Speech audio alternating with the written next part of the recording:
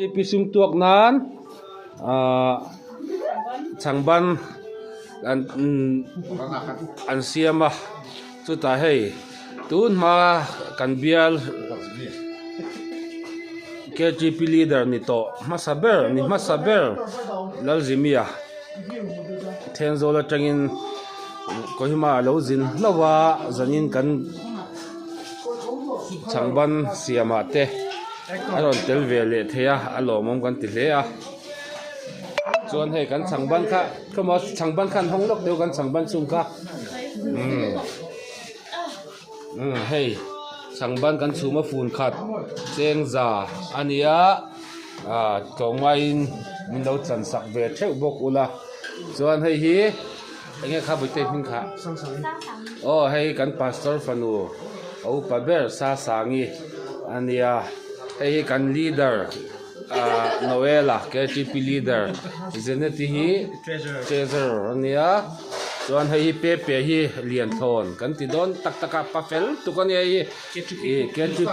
KGP ku film star ni bok ania hei he ta hian group leader mo Joshua ania hei hi tlangwal chan chua hi pu kan ti don na dik chia lawa tlangwal chan chua ama hi kan pu ber en kima ani chuan khu lama tungelo om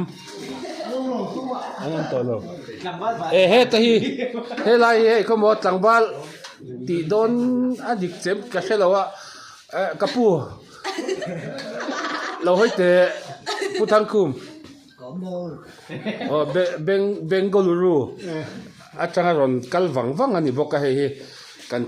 nakin loka kan KGP leader turani ama hi puthangkhu kat awamak nanawa thangkhu mani helai hi hei to soi velo ma ratpu ngai ni secretary nia chuan finance secretary ani hi moi ani te ti zong hi kan ni zanin hatlang an chelhlom khop mai